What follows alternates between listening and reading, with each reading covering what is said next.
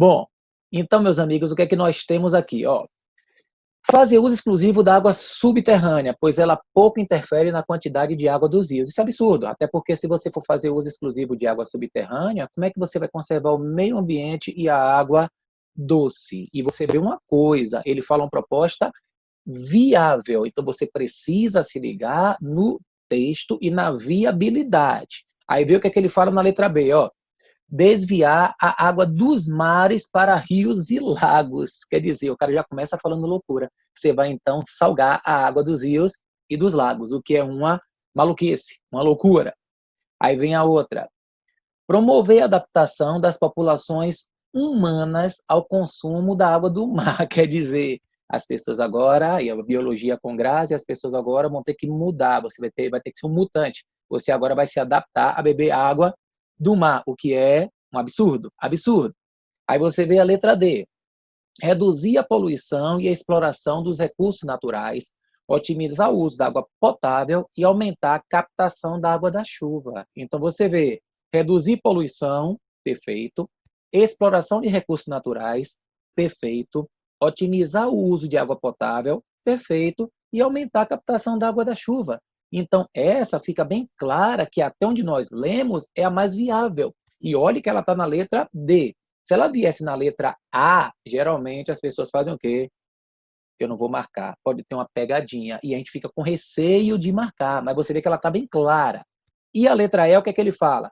Realizar a descarga dos resíduos municipais e industriais diretamente nos mares. Quer dizer, você vai jogar tudo, tudo, tudo nos mares, o que é um absurdo também. Então, meus amigos, você pode perceber que o mais coerente para nós aqui, que o mais correto seria a letra D. Tá certo aí, meus queridos? Catarina, que tá valendo aí também, minha amiga. Deu para perceber essa tranquilamente? Algum problema nessa? Pode falar. Tudo ok, professor. Tudo ok, tudo ok, tudo ok. Show de bola, minha querida, show de bola. Então vamos nós aqui para a gente poder fazer então a nossa. Deixa eu ver aqui que ele deu. Deixa eu ver aqui. Parará, parará. Compartilhando tela agora porque parece que ele está. Agora vem a questão número 2. Vamos ver então a questão número 2. Quer continuar lendo, amiguinha? Pode ficar à vontade, viu?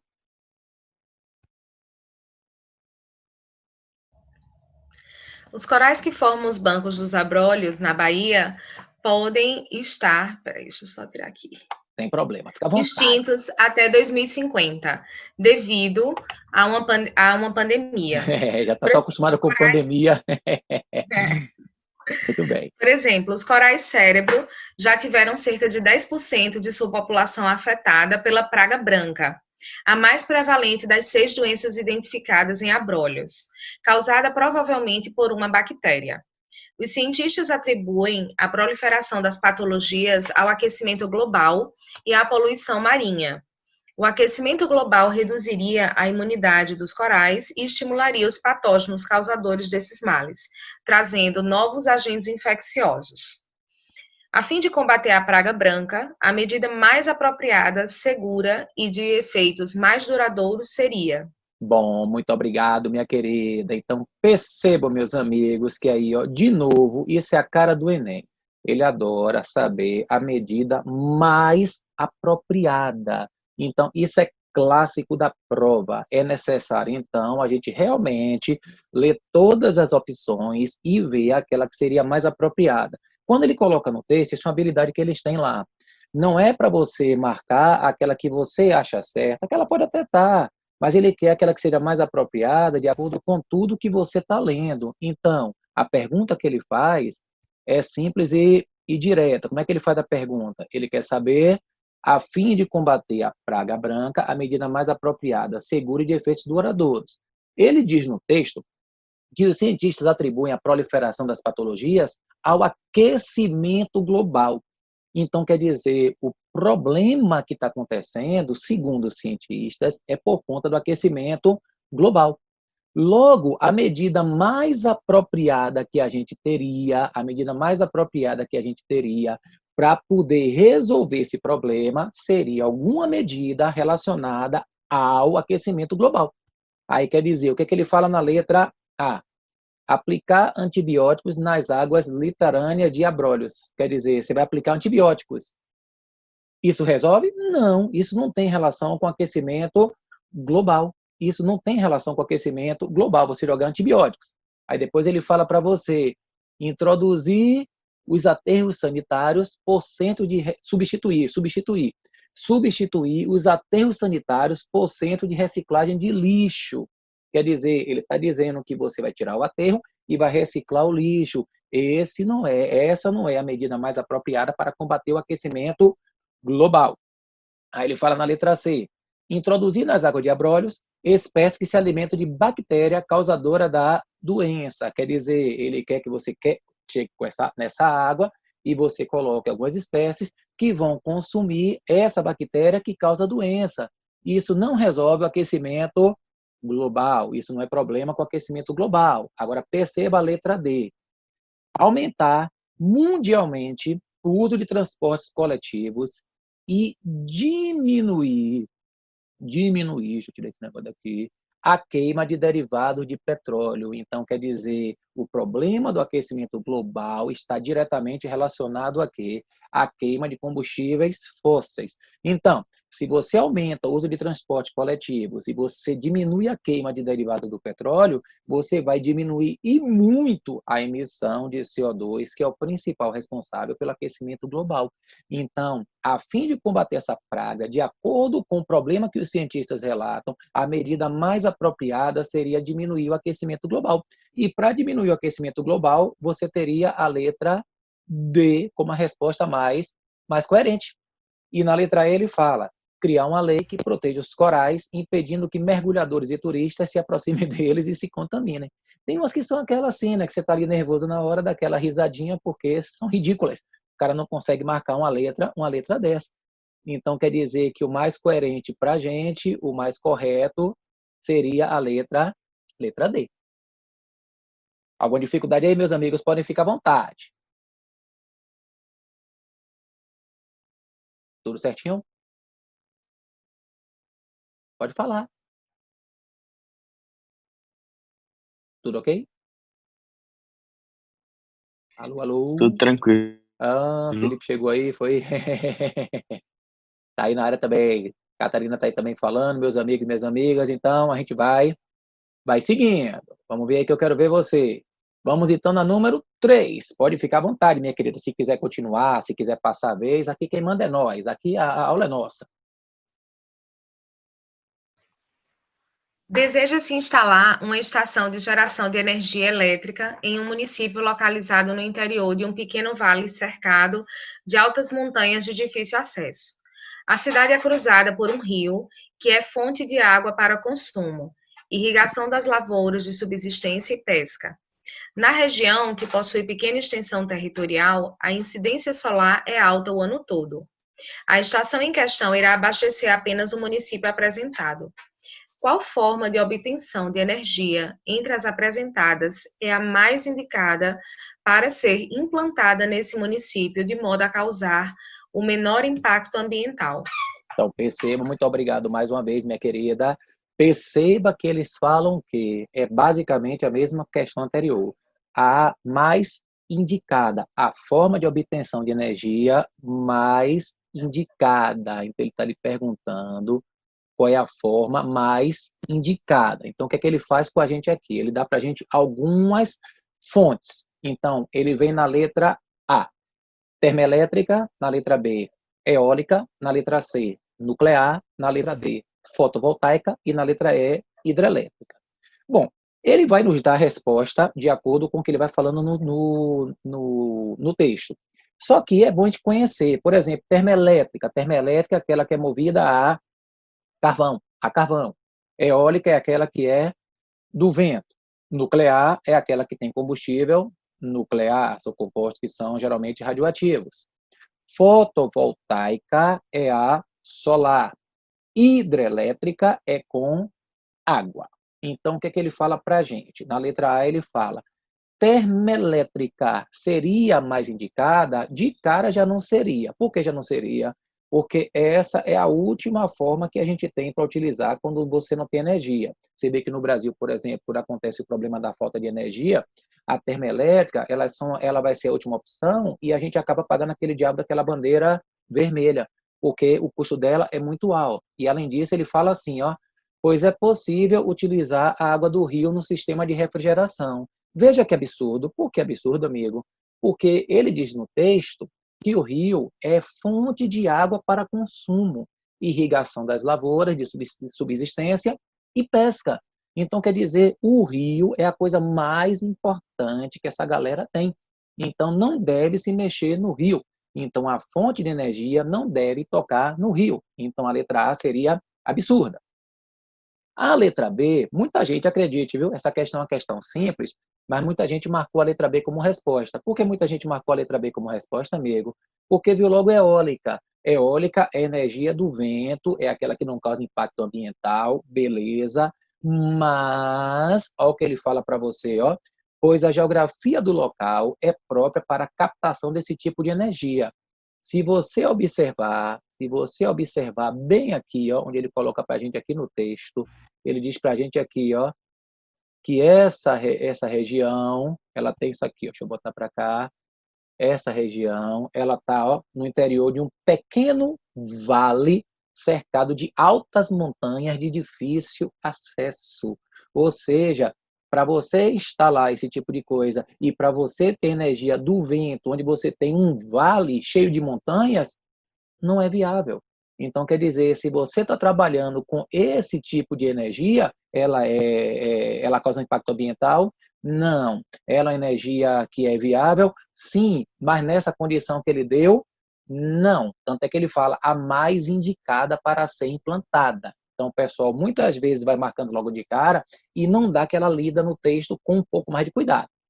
Na letra C, ele fala nuclear, pois o modo de resfriamento dos seus sistemas não afetaria a população. De novo, se é nuclear, precisa jogar os rejeitos radioativos em lagos, rios ou mares. Então já torna praticamente inviável, porque é a mesma coisa da primeira. A água, ela não pode ser tocada sob hipótese alguma, porque ela é fonte para consumo e irrigação na lavoura e também na pesca. A fotovoltaica, se a gente ler o texto com cuidado aqui, ó, a gente vai ver que ele fala uma coisa interessante. O que é que ele fala? A incidência solar é alta o ano todo. Não estamos falando de Petrolina, estamos falando de uma região que ele colocou aí para a gente, amigo. Então, quer dizer, fotovoltaica, pois é possível aproveitar a energia solar que chega à superfície do local. Então, essa seria a mais coerente, essa seria a melhor. E a letra E, hidrelétrica, de novo com água. Então, quer dizer, se é com água, já está praticamente descartada. Então, você percebe que a mais indicada seria a letra D. Certinho aí, meus amigos?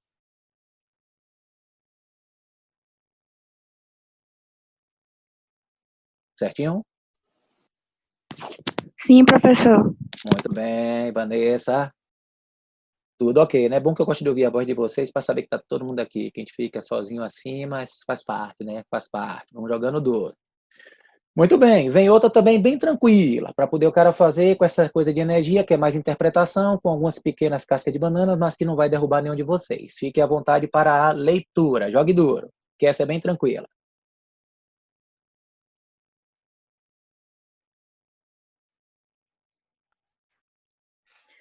Todo ano cresce a demanda mundial de energia, com o aumento das populações e do consumo. É cada vez mais necessário buscar fontes alternativas que não degradem os recursos do planeta, nem comprometam a sobrevivência das espécies. Ainda há muito o que se descobrir sobre o uso eficiente de recursos energéticos provenientes de fontes renováveis, mas elas estão mais próximas do que parece da adoção em larga escala. Os recursos energéticos do tipo citado são provenientes de. Muito obrigado mais uma vez, minha querida. Bom, essa é uma questão já de graça, de acordo com o que nós fizemos na anterior. Eu só fiz questão de colocar essas duas questões juntas para que vocês percebam que o Enem também, de certa forma, passa a ser um pouco repetitivo. Então, quando você resolve essas questões durante o ano, você vai percebendo que ele não tem muito o que falar. Ele vem na repetição. Ele quer que você diga, ele diz no texto, que os recursos energéticos do tipo citado são provenientes de, e ele fala que é necessário buscar fontes alternativas que não degradem os recursos do planeta e nem comprometam a sobrevivência das espécies. Ele quer as fontes renováveis. E aí foi o que nós falamos na questão anterior. Quais são as duas mais importantes e principais fontes que nós temos hoje aqui, amigos? A energia solar e a energia eólica. Então, quer dizer que as melhores que nós temos são sempre elas, sempre essas duas. Só que na questão anterior, a energia eólica não era recomendada nem era apropriada por conta da geografia da região. Mas, de certa forma, é legal, é bacana, é uma energia que a gente precisa de fato, sim, no mundo. A gente tendo condições de ter energia eólica, isso é perfeito. Só que naquela situação, não. Só que agora ele fala para a gente os recursos do tipo citados. Então ele vem pilhas e baterias. Absurdo. Até porque pilhas, amigo, elas contaminam o solo pra caramba. Usinas nucleares, quer dizer, o lixo nuclear, o lixo radioativo, ele é perigosíssimo para a gente, como nós já falamos até na sala. As hidrelétrica, você tem realmente a questão da água, e que a água, até então o pessoal achava que era inesgotável, a gente sabe que a água um dia vai acabar, a água um dia vai acabar. Células solares e geradores eólicos, então essa por enquanto está para a gente, tranquilo. Centrais geotérmicas. O que é geotérmica, amigo? Geo é terra, então é temperatura da terra. Essa, na verdade, é a fonte de energia que o pessoal está até estudando. Só que não é viável ainda. Por que ainda não é viável, amigo? Porque o pessoal não tem muito conhecimento sobre, assim como as termoelétricas. Toda vez que você vai trabalhar com esse tipo de temperatura de carvão da terra ou coisa do tipo, são coisas que demandam um gasto muito grande. Então, a relação custo-benefício não fica viável. Usinas maremotrizes, é de maremoto, essa aí é das marés. Essa aí também está sendo estudada para caramba. Só que aquela situação, a água, um dia ela pode acabar. A água do mar ela não vai acabar, beleza. Mas o pessoal tem muito medo de lidar com esse tipo de coisa, porque uma vez que você acabe com a água doce e vá meter a mão na água salgada, sabe-se lá o que é que vai acontecer. Então, atualmente, o mais viável é você trabalhar com solar e eólica. Combustíveis fósseis realmente não tem nem comentários. Então, nós marcaríamos a nossa querida letra, deixa eu botar aqui, a letra C. Certinho aí, meus amigos? Aguardando feedback. Tudo ok. Tudo ok. É isso aí. Por enquanto, na paz, meus queridinhos. Vamos jogando duro pra gente poder tirar nossa onda. Rapaz, esse ano é nosso, apesar de tudo. Vamos nós então. Agora vem uma que é fácil, mas é um pouco diferente. Mas é fácil também. Fique à vontade. A aula passada foi mais cálculo, essa aula é mais teoria.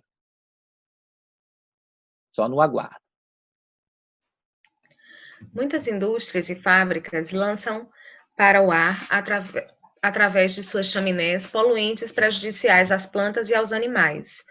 Um desses poluentes reage quando em contato com o gás oxigênio e a água da atmosfera, conforme as equações químicas. Tem duas equações aí, já está aí bonitinha. Beleza. Isso. De acordo com as equações, a alteração ambiental decorrente da presença desse poluente intensifica ou Muito obrigado mais uma vez, minha querida. Ele está lhe perguntando o seguinte: de acordo com as equações, então eu preciso me ligar nas equações. O que é que as equações estão me dizendo? Estão me dizendo o seguinte: que 2 mol de SO2 reagindo com O2 produz 2 mol de SO3. Na equação 2, o SO3 reage com água produzindo H2SO4. Aí você diz para mim, H2SO4, amigo, H2SO4 seria o quê? Bom, de acordo com as equações que ele deu, isso aqui, H2SO4, é simplesmente um ácido. Um ácido no papel, quando você vai representar no papel, para você ter um ácido, é necessário que você coloque um hidrogênio na frente, menos na água e na água oxigenada. Então, quando você tem H, é ácido. H é ácido. Então, quer dizer que se é ácido, essas equações estão nos mostrando que você tem uma alteração ambiental chamada de chuva ácida. Então, quer dizer que você tem a famosa chuva ácida, porque eu tenho um ácido. Ah, amigo, mas não podia ser uma ilha de calor, não podia ser camada de ozônio, uma inversão térmica ou aquecimento, ou efeito estufa? Não. Por quê? Porque você tem H2SO4. Então, ele está lhe perguntando, ele é bem claro na questão, de acordo com as equações. E as equações produzem ácido. Se produzem ácido, eles só podem promover a intensificação da chuva ácida. Então, e esse é o grande problema, viu? Esses óxidos de enxofre, dois que vocês devem saber bastante. Enxofre e nitrogênio são os principais responsáveis pela chuva ácida. Os óxidos de enxofre, os óxidos de nitrogênio são os principais responsáveis pela chuva ácida, tá certo? Então, você percebe que essa questão é uma questão mais de boa, é uma questão mais tranquila, é uma questão que o Enem testa a sua habilidade, que é você pegar o que ele chama de código, a linguagem e o código. Qual é o código? O H na frente. Se tem H, é ácido. E o bom, ele nunca coloca 2 ou 3 opções com ácido. Ele coloca somente uma que fica até mais fácil para você marcar e você não se atrapalha, tá certo? Então, você teria aí a sua letra A. Ok aí, meus amigos?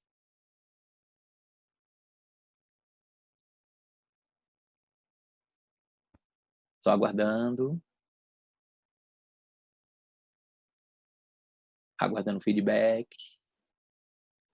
Tudo ok, professor. Muito obrigado, muito obrigado. Então, vamos nós, jogando duro aí, que vocês vão vendo que essas questões são mais tranquilas para a gente poder fazer, para não perder. Essa é fácil, mas teve um problema com algumas pessoas. Algumas pessoas erraram essa. Vamos então aguardar a leitura para a gente ficar na boa, tranquilo. Fique à vontade. Se quiser continuar lendo, se quiser também mudar, tanto faz, que aqui todo mundo é gente boa, todo mundo é amigo. Fique à vontade. A ciência propõe formas de explicar a natureza e seus fenômenos que muitas vezes confrontam o conhecimento popular ou o senso comum. Um bom exemplo desse descompasso é a explicação microscópica da flutuação do gelo na água.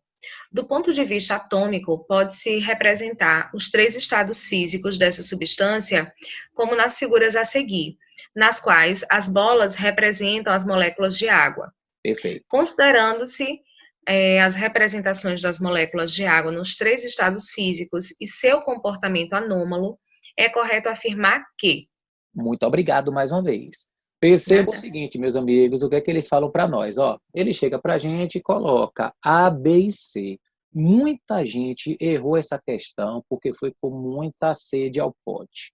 Ele fala de quê? Ele pergunta a gente, ó, as representações das moléculas de água de acordo com o comportamento anômalo. Então, o que é que nós temos aqui? Ó, você tem três diagramazinhos, onde o primeiro é água sólida. Como é que eu sei que a água está sólida no primeiro, amigão? Porque as moléculas estão mais organizadas e mais juntas. Elas estão mais organizadas. Então, o primeiro é sólido. Aí muita gente foi com muita sede ao pote e disse o seguinte, chegou na letra B e botou líquido. E depois botou gasoso na letra C e cometeu um erro. Por que cometeu um erro, amigo? Porque o estado gasoso, meus amigos, o estado gasoso é onde as moléculas ficam mais afastadas. Elas se afastam mais. É o movimento mais desorganizado da matéria. E no estado líquido, elas não ficam tão juntas, mas também não ficam tão afastadas. A interação, ela existe nos 3 estados, no sólido, líquido e gasoso. Só que a interação do sólido é maior, a do líquido é mais ou menos e a do gasoso é menor. Então, o B representa, esse B que nós temos aqui, cadê ele aqui bonitão? Representa o estado gasoso. E o C que representa o estado líquido. E aí muita gente errou porque foi com muita sede ao pote. Muita gente pegou sólido, líquido e gasoso. Sólido, líquido e gasoso. E o que é pior, tem uma letra que diz exatamente isso. E aí essa questão, acredite se quiser, foi considerada uma questão difícil pela falta de atenção da maioria dos candidatos, que não é o nosso caso. Então, os estados físicos são sólido, gasoso, que é o mais afastado de todos, e o líquido gasoso é o mais afastado de todos. E aí ele vai no texto com a gente, vai falando, que aí não era para eu marcar agora, mas vamos lá. O que é que ele fala para nós? Ó, na letra A, Sólidos afundam na água. Nem sempre. Por que nem sempre, amigo? O próprio gelo é um exemplo disso. Você percebe que o gelo, ele afunda ou flutua na água, amigo? Flutua. O gelo flutua em água. Então, não tem problema nenhum em o cara chegar e dizer assim, ó, mas nem todo sólido vai afundar. Obviamente, tem alguns que não. E a água é um exemplo disso. Aí ele fala, a interação entre as moléculas está restrita ao estado sólido. Falso. Todos têm interação. O estado sólido tem a mais forte, mas não quer dizer que tenha somente ele. O líquido também tem, o gasoso também tem. Agora, olha o que a maioria marcou aí, ó. Marcou a letra C. A figura B é a que melhor representa a água no estado líquido. Aí, meus queridos, o pessoal foi de cara e marcou essa porque botou sólido, líquido e gasoso e acabou perdendo a questão, que na verdade está na letra D a resposta. A figura A é a que melhor representa o gelo, ou seja, a água no estado sólido. E aí muita gente perdeu, porque assim, né, às vezes o cara vai na pressa e viu a letra C e achou que era super fácil, nem leu as outras. Talvez se tivesse lido ficasse até na dúvida, mas nem leu. A maioria foi, passou batido e acabou marcando a letra C, quando na verdade a resposta é a letra D. Ele fala também, aumenta a distância entre as moléculas da substância à medida que a temperatura aumenta. Isso nem sempre é verdade. Por que nem sempre é verdade? A água é um exemplo disso. Quando você tem a água sólida, o volume dela aumenta. E o que é água sólida? É gelo. E gelo quer dizer o quê? Temperatura baixa. Então, no caso da água, quando você diminui a temperatura, a tendência dela é aumentar de volume. Isso chama-se comportamento anômalo, que você estuda em física, e a temperatura é de 4 graus Celsius, tá certo? Então, essa questão foi considerada difícil porque muita gente não prestou atenção no desenhozinho que ele fez. Essas bolotinhas que tem aí é para representar os estados físicos e não é sólido, líquido e gasoso, é sólido, gasoso e líquido, tá certo? Ok aí, meus amigos? Fica à vontade.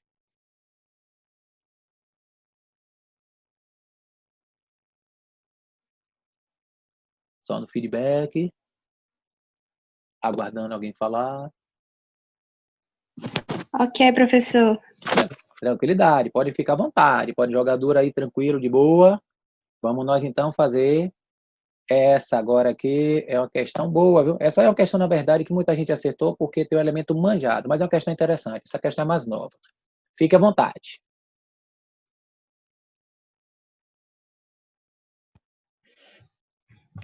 No ar que respiramos existem os chamados gases inertes. Trazem curiosos nomes gregos, o que significa o novo, oculto e inativo. E de fato são de tal modo inertes, tão satisfeitos em sua condição, que não interferem em nenhuma reação química, não se combinam com nenhum outro elemento e justamente por esse motivo ficaram sem ser observados durante séculos. Só em 1962, um químico, depois de longos e engenhosos esforços, conseguiu forçar o estrangeiro, o xenônio, a combinar-se fugazmente com o flúor ávido e vivaz, e a façanha pareceu tão extraordinária que lhe foi conferido o Prêmio Nobel.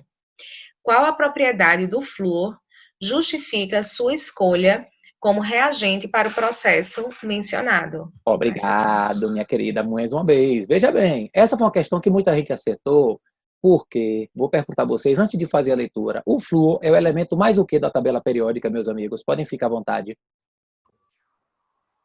Eletronegativo. Perfeitamente. E aí todo mundo foi logo e marcou na letra C, que é a correta realmente. Só que aí a questão ela é interessante, não porque foi uma questão fácil, todo mundo praticamente acertou por causa da eletronegatividade do flúor, se perdeu no texto, até porque o texto tenta deixar você confuso. Mas o que ele está lhe dizendo é o seguinte, o pessoal antigamente tinha os gases nobres que não faziam nenhum tipo de ligação, por isso que eles são considerados estáveis. E aí o que eles diziam? Diziam o seguinte, eles são estrangeiros, eles não se misturam com ninguém, eles são nobres. E aí as pessoas achavam que não tinha como fazer nenhum tipo de ligação. Até que conseguiram, de uma maneira forçada, fazer com que o flúor, que é o elemento mais eletronegativo, por isso que ele fala assim, ó, ele bota no texto, qual a propriedade do flúor, que ele fala aqui, ó, combinasse fugazmente, quer dizer, com intensidade. Então, flúor, ele faz combinação com todos os elementos que ele quiser, desde quando ele ganha elétron. Então, o flúor é o elemento mais eletronegativo.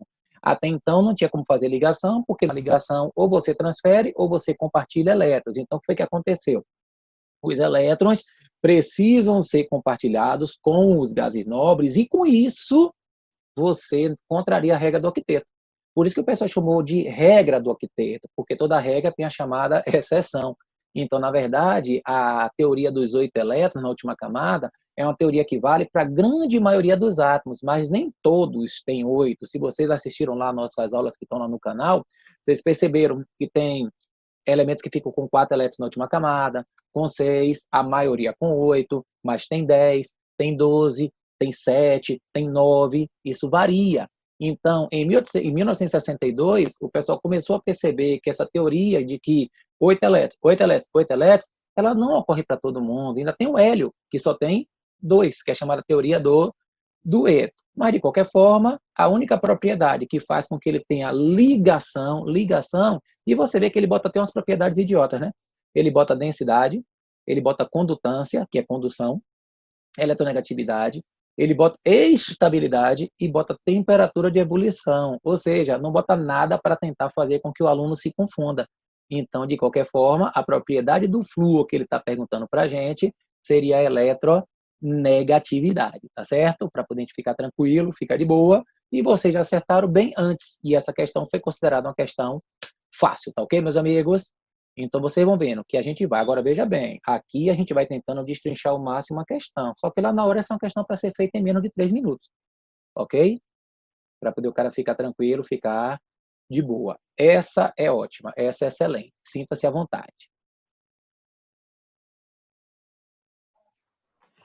O aquecimento de água em residências com o uso de energia solar é uma alternativa ao uso de outras fontes de energia.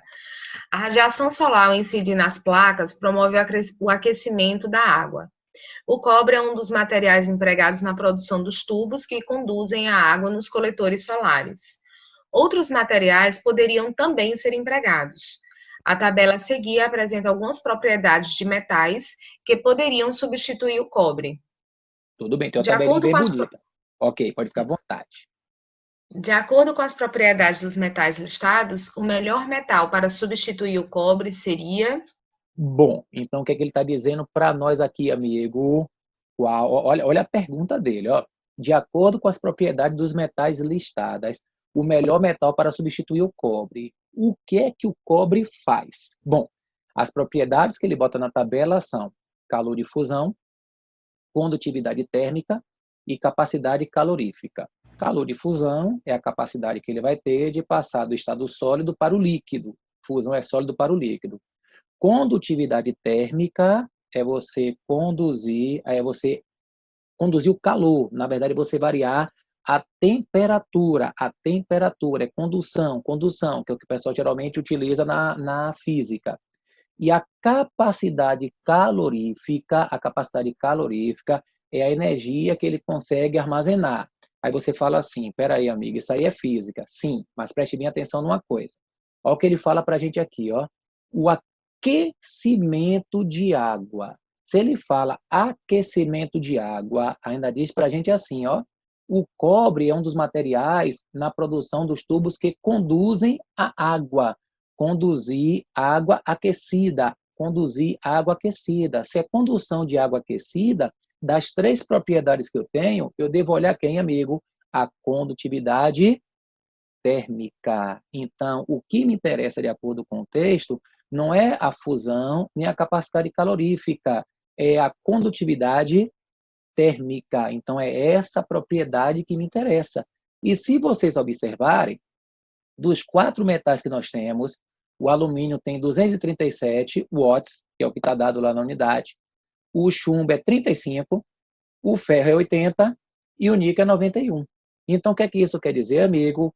Que dos elementos citados, o que tem a maior condutividade térmica vai ser o mais apropriado. E quem tem a maior condutividade térmica é nosso querido, quem, amigão? Alumínio. Então, quer dizer que dos elementos que eu tenho aqui, o alumínio é o que me importa. É o alumínio que me interessa, porque ele é o maior, que seria na letra A. Então, quer dizer, o que é que ele fala para nós? aquecimento de água, e você tem o cobre, que é um dos materiais que conduzem a água, ou seja, condução de água aquecida. Água aquecida, quando o cara gosta de tomar seu banhozinho quente, é condutividade térmica. Aí eu tenho que olhar dos elementos citados, quem tem a maior condutividade térmica? O alumínio. E também, aí também vai o cotidiano, aí depende muito de cada pessoa. As pessoas sabem que os tubos que são feitos, imagine você vai colocar para substituir o cobre, chumbo. Chumbo é das antigas, que foi retirado porque é pesado pra caramba. Ferro também é muito ruim, porque ferro é ruim, amigão, porque ferro conduz muito bem a eletricidade. Esse bicho aí, amigão, o pessoal vai ficar tomando choque direto. E níquel é caro. Então, quer dizer, mesmo que eu tivesse meio enrolado com o texto, na hora, sei lá, eu tivesse nervoso, a única resposta que eu teria para marcar seria do alumínio, ou relacionando com o conhecimento que eu tenho da escola, ou então relacionar com o cotidiano. Tá certo aí, meus amigos? Beleza? Beleza. E o Show. ferro também oxidaria muito, né? Muito oxidante, tanto é que o ferro que o pessoal chama de enferrujar, né? Mas o termo certo é esse que você falou mesmo, oxidar. Perfeito, perfeito, perfeito. É isso aí, pô. Tem que usar esse raciocínio lá na hora, porque aí você joga duro, aí você fica de bem com a vida. Ah, essa questão é boa, essa é legal, essa é interessante. Fica à vontade.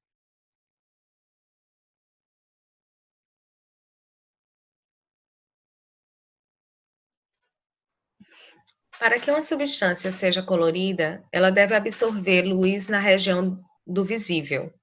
Quando a amostra absorve luz visível, a cor que percebemos é a soma das cores restantes que são refletidas ou transmitidas pelo objeto.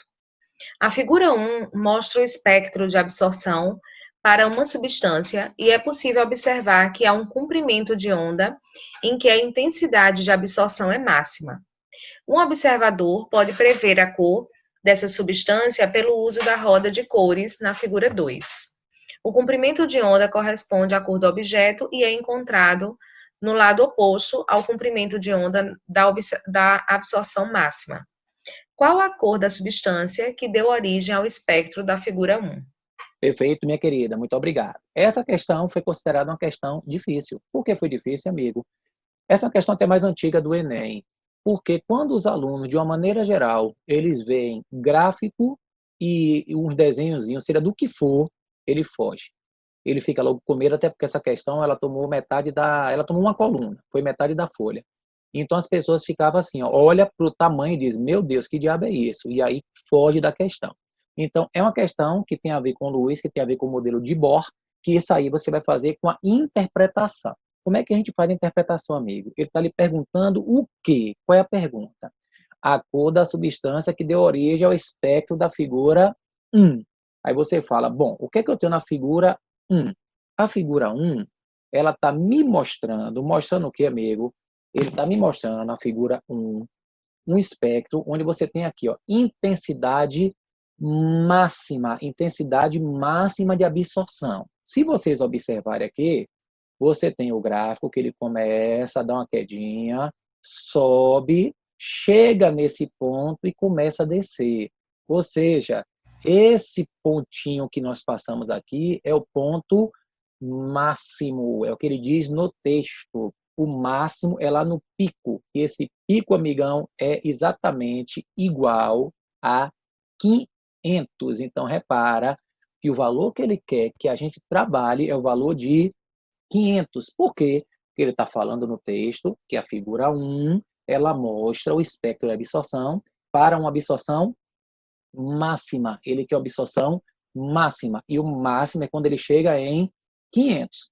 Só que para eu saber a cor, aí ele fala para a gente que para você poder prever a cor, é necessário que você vá para a figura 2. Então, na figura 2, que é a que nós temos aqui, nós vamos ver a cor. Só que ele fala o seguinte, o comprimento de onda correspondente à cor do objeto é encontrado no lado oposto ao comprimento de onda da absorção máxima. O que é isso, amigo? É o seguinte, perceba que aqui, ó, ele fala assim, ó, se a substância absorve nessa região, ela apresentará essa cor. Ou seja, Se o valor que você tem do comprimento de onda for no valor do violeta, a cor que você enxerga é amarelo, é a cor do lado oposto. Ele coloca isso na questão para poder já ajudar a pessoa.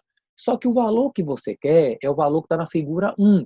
E a figura 1 é 500. Aí você diz, onde é que eu tenho 500, amigo? Bom, aqui vocês estão vendo que eu tenho 490. Aqui é 430. Então, quer dizer que para cá diminui. Para cá diminui.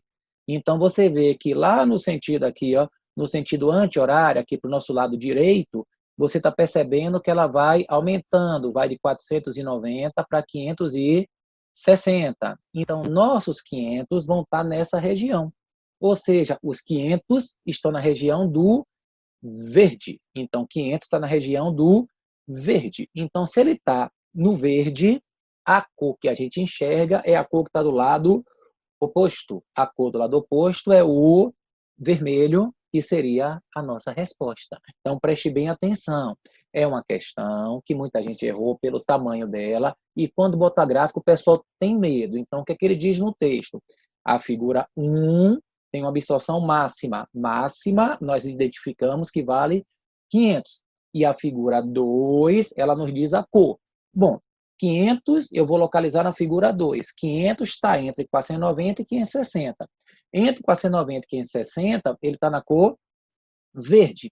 Como ele já disse no texto e ainda botou na figura, se você está na faixa de um lado, a sua cor está do lado oposto. Então, se eu estou no verde, significa dizer que a cor que eu enxergo é a cor vermelha. E aí nós marcaríamos a letra E. Ok aí, amigos? Tudo certo, professor. Bom demais, Ana, jogando duro aí, jogando duro. Então, vocês vão vendo que é assim que a gente vai fazendo. Se o cara for destrinchando as questões, ele vai matando, ele vai perdendo um pouco do medo da prova, tá certo? Essa já foi mais tranquila. Essa é mais de boa, sinta-se à vontade.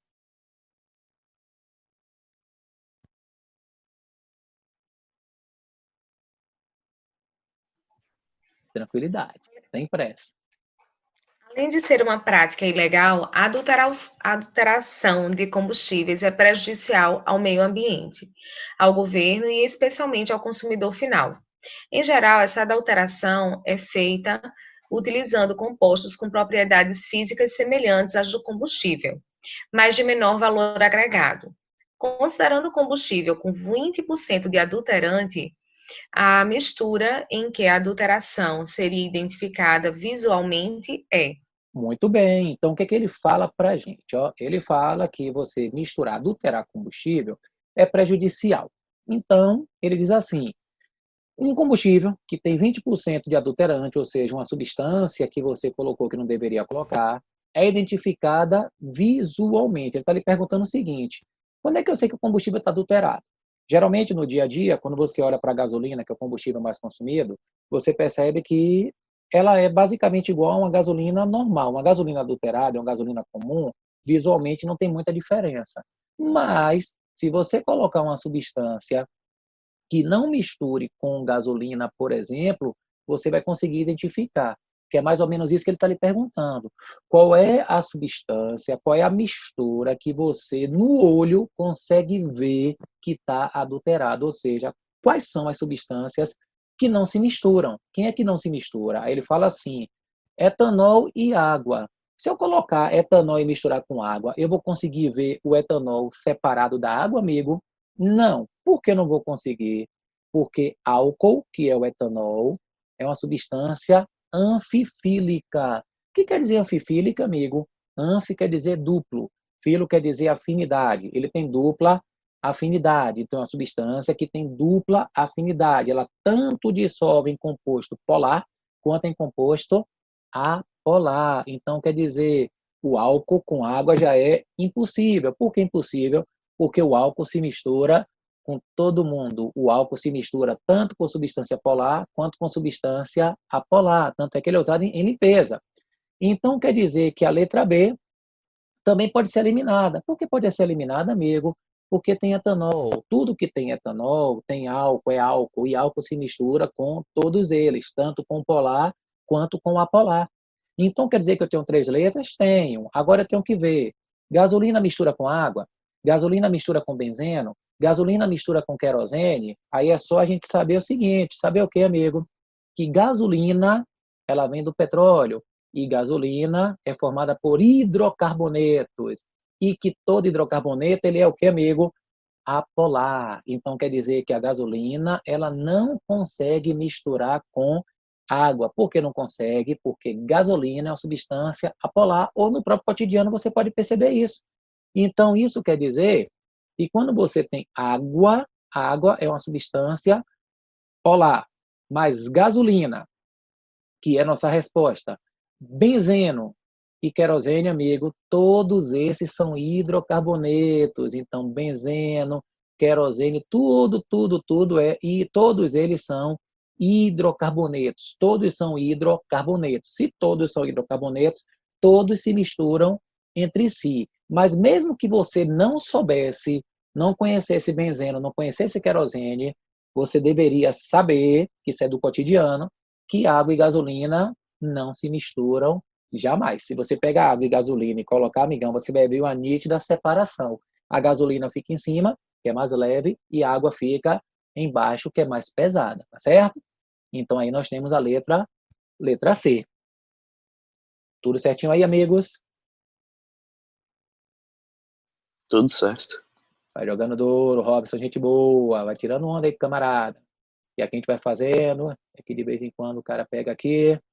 Agora vem cálculo de novo, vamos ver se a gente vai matar aqui no cálculo. Fiquem à vontade. Essa é uma questão pequenininha, mas é um cálculo bonitinho. Jogue duro.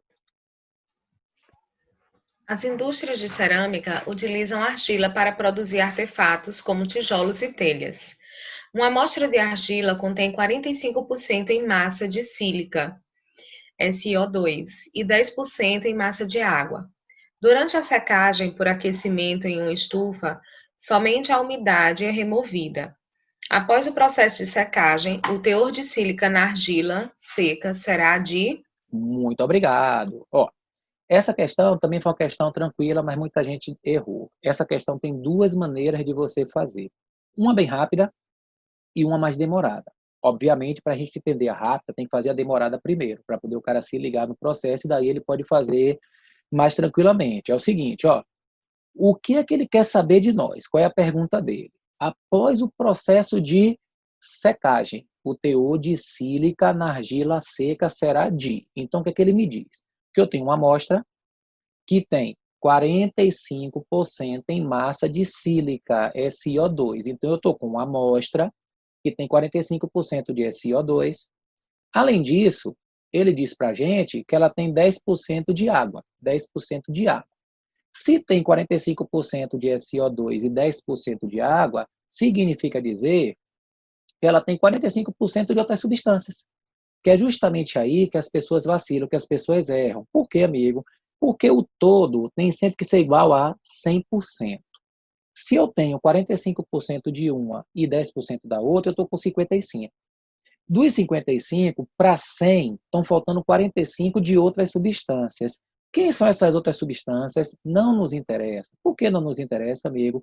Porque aqui ele está relacionando 2 coisas. Ele está falando o teor de sílica sem água. Ele quer saber o teor da sílica sem água. Então, só me interessa a sílica e a água. E para ajudar, preste bem atenção no que eu vou fazer com vocês, que é a maneira mais demorada, mas também é tranquila. Para ajudar a gente, é ideal a gente dizer isso aqui, ó. 45% é igual a 45 gramas. 10% é igual a 10 gramas. 45 é igual a 45 gramas. O que quer dizer que a minha amostra vai me dar um total de 100 gramas. Então, eu estou com 100 gramas da amostra. Desses 100 gramas, eu tenho 45 de sílica, 10 de água e 45 de outras substâncias. Beleza. Aí, o que acontece? Ele diz que durante a secagem, quando você aquece, somente a umidade é removida. Ou seja, somente água vai embora. Ou seja, após a secagem, eu vou ter a sílica, eu vou ter os outros, só não vou ter a água. Então, quer dizer que quando a gente fez a secagem, mandamos a água embora. E a pergunta é justamente essa. Depois que seca, quanto de sílica nós temos aqui? Pela maneira mais demorada, seria o seguinte. Quando seca, eu vou ter 90 gramas. Então, o que é que isso quer dizer? Que 90 gramas da amostra agora equivale a 100%. Minha amostra agora só está com 90 gramas, 100%. Mas eu tenho 45 gramas de sílica, que corresponde a quantos por cento? Se você perceber, nós temos exatamente a metade. Então, se nós temos a metade, nós temos exatamente agora 50% de sílica, ou seja, eu tinha 45, quando a água foi embora, ela foi para 50. Aumentou o teor de sílica porque a água foi retirada. Então, eu tinha 100 gramas de uma amostra, onde 45 era de sílica. Quando a água foi embora, eu passei a ter 90 gramas, onde a metade é de sílica, por isso que seria 50%. Só que se você quisesse, você poderia perceber o seguinte, que ele deu valores redondos. O que é que ele está nos dizendo aqui? Ó? De uma maneira muito mais rápida. Eu tenho 45% de sílica, 10% de água e 45% de outros. Se eu estou tirando a água, a sílica tem a mesma quantidade dos outros. Se a quantidade é a mesma, é metade para cada lado. Se é metade para cada lado, é 50%, que seria a nossa letra. Então, você não precisava dar uma volta dessa, um arrodeio desse, para fazer uma questão dessa, que os números estão redondos. Então, se eu tenho 45 da sílica e tenho 10 de água e 45 de outros, quando a água sai, a sílica ficou igual aos outros. Então, se elas são iguais, é metade para cada um. Se é metade para cada um, é 50%. Então, quer dizer que quando você tem dois iguais, cada um vai ter 50% e não precisava desse arrodeio para poder fazer a questão, tá certo? Ok aí, amigos? Certinho, tudo ok. Muito bem, Vanessa. Vai jogando duro, a gente vai fazendo isso daí para a gente poder tirar a onda que o cara pode fazer da maneira que ele quiser, tá certo? Agora, tem os caminhos mais longos e os caminhos mais curtos. Vamos nessa que também é de cálculo, também é de regra de 3. Fica à vontade.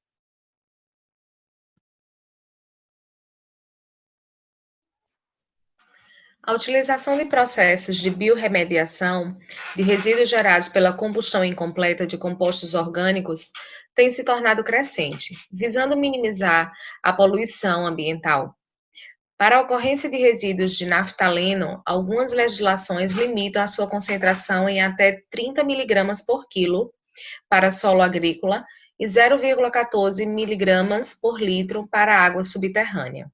A quantificação desse resíduo foi realizada em diferentes ambientes, utilizando-se amostras de 500 gramas de solo e 100 ml de água, conforme apresentado no quadro. Belezinha. O ambiente que necessita de biorremediação é o A. Muito obrigado, minha querida, mais uma vez. Aí foi uma questão também que essa foi considerada difícil. Eu, na verdade, atribuo a 2 fatores para o pessoal ter considerado ela difícil. Primeiro, o texto, que muita gente se enrolou na interpretação, e mesmo que tenha acertado o texto, muita gente se atrapalhou na matemática, porque aí tem muito número quebradinho. Então, ele botar 0,14, botar não sei o quê, o cara acaba se enrolando. Mas vamos primeiro interpretar o texto para depois ver a matemática para a gente poder tirar a nossa onda. Como é que funciona aqui? Qual é a pergunta dele? O ambiente que necessita de biorremediação. Qual é o problema com o que está acontecendo nesse ambiente? Bom, eu tenho uma biorremediação de resíduos que o problema está na poluição ambiental. E ele diz para a gente que limitam a concentração é limitada para 30 miligramas por quilo no solo. Ou seja, eu só posso ter 30 miligramas dessa substância em 1 quilo do solo. Eu só posso ter bem pouquinho para poder ser aceitável. 30 miligramas em 1 quilo. Então, no solo, 30 miligramas é o limite para 1 quilo. E diz para a gente que 0,14 miligramas por litro é para água. Ou seja, para água, eu só posso ter 0,14 miligramas em 1 litro. Então, ele me deu esses limites. Só que para você ver se ela está ou não dentro desse limite, ele pegou 2 amostras. Quais foram as amostras, amigo? Ele usou 500 gramas de solo. Então, nós temos que fazer uma regra de 3. Isso aí você podia até fazer de cabeça. Por que fazer de cabeça, amigo? Porque 500 gramas é a metade de 1 quilo. Mas se não quiser, você vai para a regrinha, que eu sempre vou para o caminho mais longo primeiro, para depois ir para o mais curto. 30 miligramas é para 1 quilo. Mas o solo são 500 gramas. 500 gramas. E a água são 100 ml. A água são 100 ml. Então, necessita de 2 regras de 3. Quais são as duas, amigo? Bom, 30 miligramas é o máximo em 1 quilo. Eu tenho que achar a quantidade máxima correspondente a meio quilo. A meio quilo, porque são 500 gramas. Meio vezes 30, que a regra de 3 é fácil de fazer, essa conta, 30 vezes meio dá 15. Então, significa dizer que eu tenho 15 miligramas. 15 miligramas. Ou seja, meu limite é de 15 miligramas. Agora, preste bem atenção numa coisa. Como a gente fez na aula anterior, naquela última aula da gente, semana passada, eu tenho que ver a tabela. E a tabela está aqui, está dada em grama. Grama. Então, o limite eu tenho que olhar em grama. Só que eu estou em miligrama. Eu preciso transformar. E como nós fizemos na aula passada, para transformar de miligrama para grama, isso aqui a gente vai fazer o quê, amigo? Vai simplesmente, vou botar aqui para você, dividir por 1000. Dividir por 1000. Miligrama. Milésima parte do grama. Isso aqui, na verdade, tem várias maneiras de você fazer, como eu lhe disse. Você pode fazer da maneira que quiser, multiplicar por 10 a menos 3, isso aí depende de cada pessoa. Só que, geralmente, eu pego o caminho mais longo primeiro para depois pegar o mais curto. Como eu tenho 15 dividido por 1000, dá 0,015. Aí, preste bem atenção, preste bem atenção.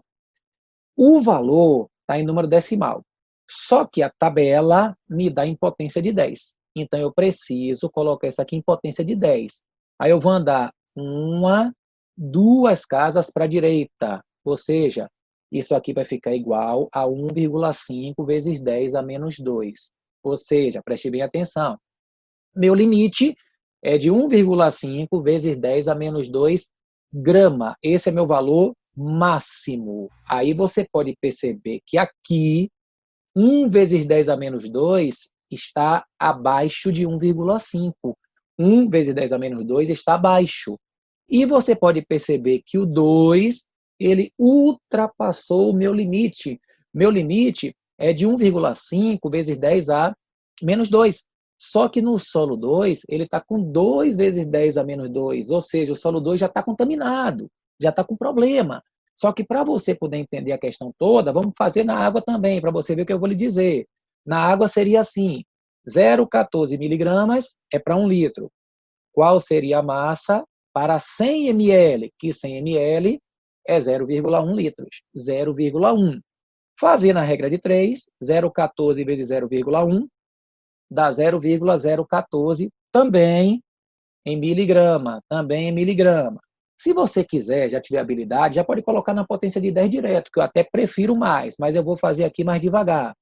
Dividindo por 1000, vai ficar 0,0014. Andando para a direita, 1, 2, 3, 4, 5. Eu tenho 1,4 vezes 10 a menos 5 grama. E preste bem atenção nesse detalhe. 1,4 vezes 10 a menos 5. 10 a menos 5 é meu limite. Repara que todas as águas estão em 10 a menos 6. Todo mundo 10 a menos 6, 10 a menos 6, 10 a menos 6. Ou seja, todo mundo está abaixo do limite. 10 a menos 6 é menor que 10 a menos 5. Então, 10 a menos 6 é abaixo, 10 a menos 6 é abaixo, 10 a menos 6 é abaixo. Aí as pessoas se atrapalharam por quê? Primeiro que o cara vê 7. Aí vai lá e vê, mas 7 é maior. Cuidado. Quando você compara a potência, primeiro você olha as potências. Depois que você olha para o número que vem na frente. Então, o solo já deu 10 a menos 2, já ficou de graça, não precisa fazer nada. 10 a menos 2, já olhei tranquilo. No caso da água, deu 10 a menos 5, beleza. Se deu 10 a menos 5, ficou melhor ainda. Por que ficou melhor ainda?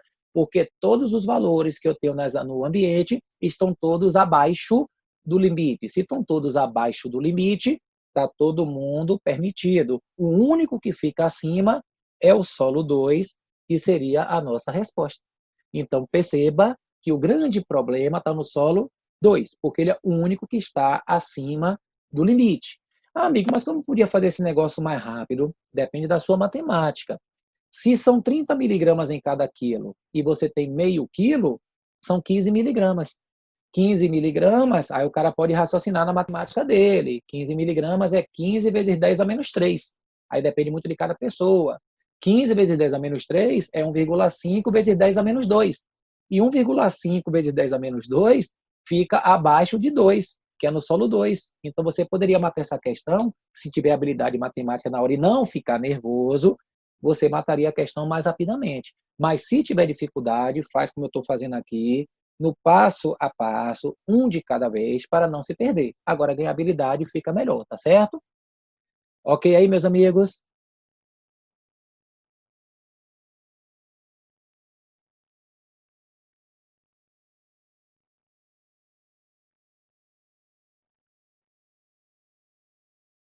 Oi?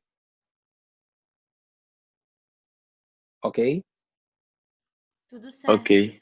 Beleza pura. Pensei que tinha caído aqui. Eu digo, oxe, tá tudo aqui aparecendo. Mas tudo bem. Bom, meus amigos, então, hoje era isso que eu queria fazer com a gente aqui. Conseguimos fazer a tema. Claro que tem mais questões do que na aula passada, porque as questões de cálculo demoram um pouco mais, até depois a gente conseguir um tempo maior por causa do Zoom.